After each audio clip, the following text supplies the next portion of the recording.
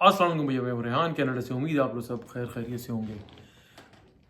खुदा का लाख लाख शुक्र है कि ये सीज़ फायर हो गया, वरना जिस तरीके से ये वॉर स्टार्ट हुई थी, दोनों दोनों जाने जो है खौफ के बादल जो है मंडलाने लग गए थे। आम आवाम बहुत ज़्यादा डर गई थी। देखिए, ये जंग जो होती है ना, ये कोई मजाक खेल नहीं होता। और इसको जो हम लोग मजाक में ले रहे थे, अभी भी सोशल मीडिया के ऊपर बहुत ज़्यादा मजाक चल रहा है, दोनों साइडों के ऊपर मजाक चल रहा है। ये खुदा ना करे अगर ये फुल फ्लैश वॉर छिड़ जाती और दोनों जानिब से नुकसान होना शुरू हो जाता, तो आपको अंदाज़ा नहीं इसके कॉन्सिक्वेंसेस कहाँ तक जाते। और इतना शदीद नुकसान होना था क्योंकि दोनों ही कंट्री जो है न्यूक्लियर पावर है। इस चीज़ को अंडरस्टैंड करने की ज़रूरत है। मैं भी जोक्स कर रहा था, थोड़े बहुत जोक्स चले थे, वो मीम्स वगैरह के मैंने शेयर करे। लेकिन ओवरऑल अगर उसको देखा जाए तो भैया ये बहुत ही ख़तरनाक चीज़ थी।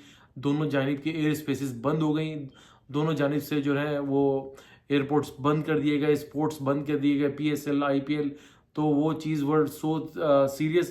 तो इतना हम लोग जो समझते हैं कि यार एक बार वॉर हो जाए और बस जान छूट जाए और दोनों की पावर्स का पता चल जाए, लेकिन आपको शायद अंदाज़ा हो कि जब ये 4 दिन पहले जब ये वॉर शुरू हुई है और इंडिया ने एस्केलेट करा वहाँ से, तो आपको पता है कि एयर के ऊपर तकरीबन पौने 200 175 के करीब जो है फाइटर जेट्स मौजूद थे। जो ये कहा जा रहा है, जितना मैंने पढ़ा, कि वर्ल्ड वॉर 2 के बाद ये सबसे बड़ी ये जो है ना ये एयर के ऊपर ये वॉर थी, जो कि तकरीबन 59 मिनट्स तक ये डॉग फाइट वहाँ पर दोनों जानिब से जारी रही है। तो खुदा का करम है कि ये हमें बहुत बड़े नुकसान से बच गए।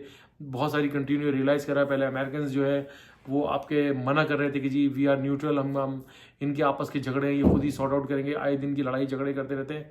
देखो भैया, बाद में जब ये वॉर स्टार्ट हुई, जब पाकिस्तान ने रिटेलिएट करा, तो उसके बाद बड़ी बड़ी कंट्रीज़ ने रियलाइज़ करा कि नहीं भाई, चीज़ें बहुत ज़्यादा सीरियस हो गई हैं और इन चीज़ों को जो है अब हमें कूदना पड़ेगा। अल्हम्दुलिल्लाह लाइक अमेरिका बीच में आया, उन्होंने सऊदीज़ को जो है लूप में लिया, फिर चाइनीज़ को कहा जा रहा है कि लूप में लिया गया, फिर ये 3-4 जो बड़ी पावरफुल कंट्रीज़ हैं ये लोग इन्वॉल्व हुई।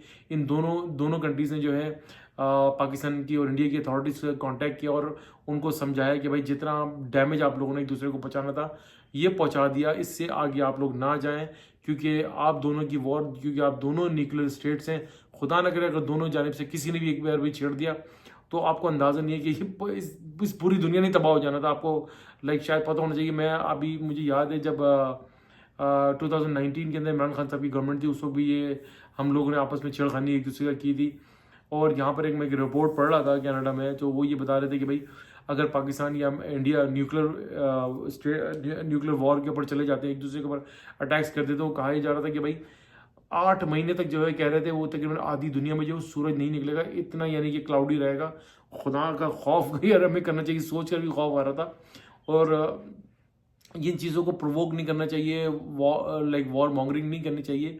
हम लोगों को यार ख्याल करना चाहिए और दोनों जाने से जो ये specially I am sorry to say, लेकिन नहीं बोलना चाहिए कि इंडिया की जाने से जितना मीडिया प्रोपेगेंडा किया गया, इतना उन लोगों ने वॉर हिस्टेरिया क्रिएट कर दिया कि यकीन करें कि लोगों की जो है वो साइकोलॉजिकल लोग डिस्टर्ब हो गए। अब के पता नहीं क्या क्या उन्होंने कह दिया।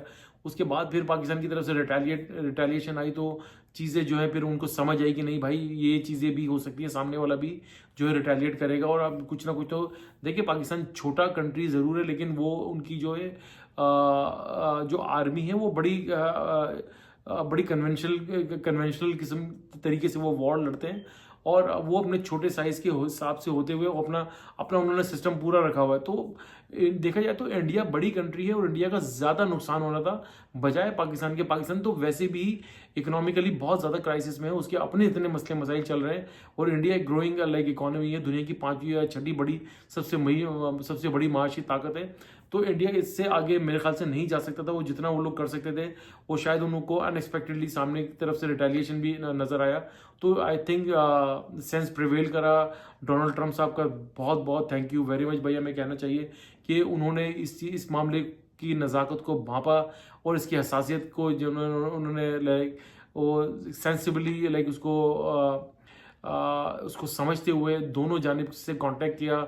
और अमेरिकन अथॉरिटीज़ और मैंने आपको जैसे पहले बताया, इस 3-4 कंट्रीज़ मिली और अब तक जो है इन्होंने एक जो है सीज़ फायर एग्रीमेंट उनका करवा दिया।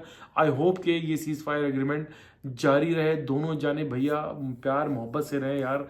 जो भी लड़ाई झगड़े यार टेबल टॉक के ऊपर जो है सॉल्व किया करो, ना कि बैठ के यार आप एक दूसरे के ऊपर हम चढ़ाइयाँ कर देते हैं।